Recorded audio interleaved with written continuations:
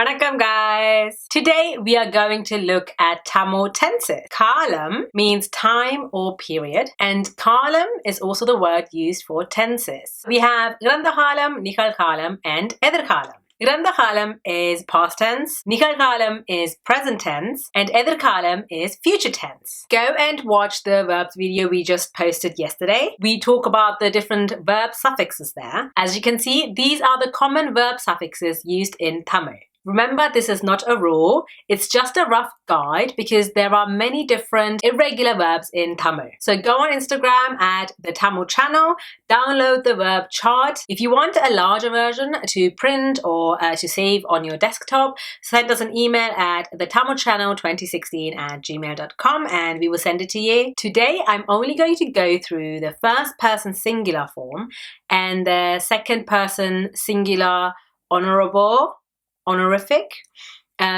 or the second person plural form. So the second person singular honorific, so that's when you are addressing someone but politely, is the same as the second person plural. So why am I going through only two of these forms and not everything? We don't have the time. It's just so many different forms and so many different suffixes, as you can see from the chart here. So I'm going to keep it simple and basic. When you're a beginner and you're learning Tamil, you're going to be making a lot of sentences, or it's easy to make a lot of sentences of things that you are doing. So I am doing this, I am doing that.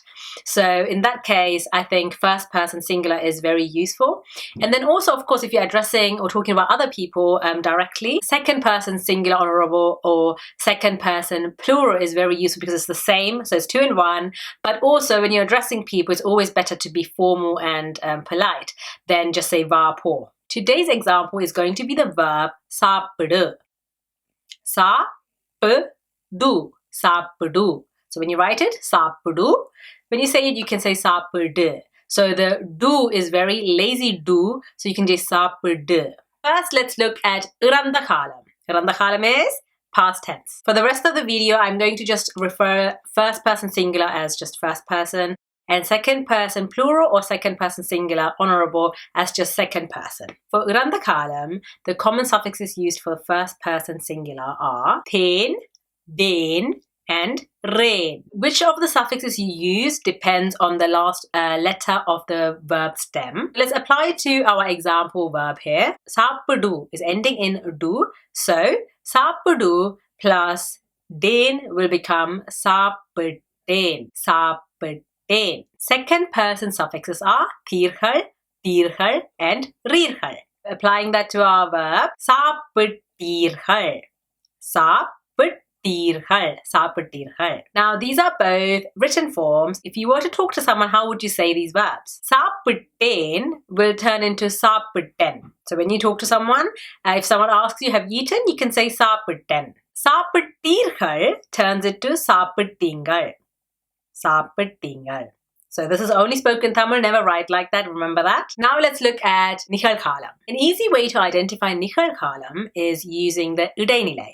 So do you remember what இடைநிலை is?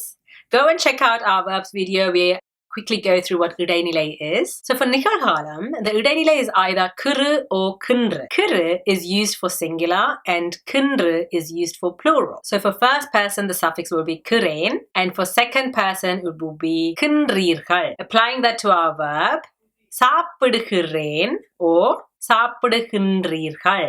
சாப்பிடுகிறேன் is written form. Spoken Tamil, you can say சாப்பிடுறேன். சாப்பிடுறேன். And for second person, சாப்பிடுகிறீர்கள் can turn into சாப்பிடுறீங்கள். சாப்பிடுறீங்கள். I have to also say these days, a lot of people get kundru and kuru mixed up. So I think a lot of people just don't know the rules. So they just say kundru and kuru interchangeably. Grammatically, kuru is for singular and kundru is for plural. But it's okay if you mix it up as well, because it's become such a common thing that everyone just mixes it up that no one's going to be like, it's wrong. And it doesn't sound wrong anyway. Now let's look at edirkalam. Edirkalam is also easy to identify using the இடைநிலை. So the இடைநிலை that will be used is always or up. So for first person, the suffixes are usually ven or pen. Second person, it will be either வீர்கள் or பீர்கள். So for our verb, first person will be சாப்பிடுவேன்.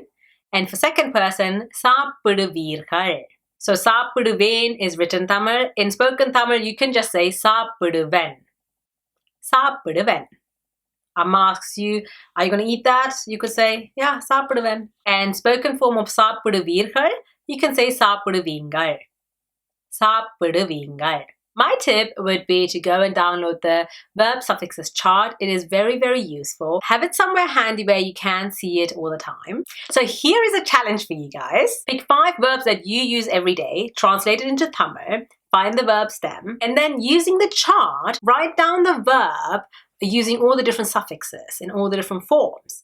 That way you get a chance to go through a chart, familiarize yourself with it. You will learn the different tenses and the different suffixes, but also in the process I think you will memorize it. By the time you've written down the chart 5 times using 5 different verbs, I think you will be more than familiar with some of the Tamil vocabulary. Thank you for tuning in today, guys. I hope this short video was useful. Let us know what you want to see more of and we will make more videos. Nandri vanakkam!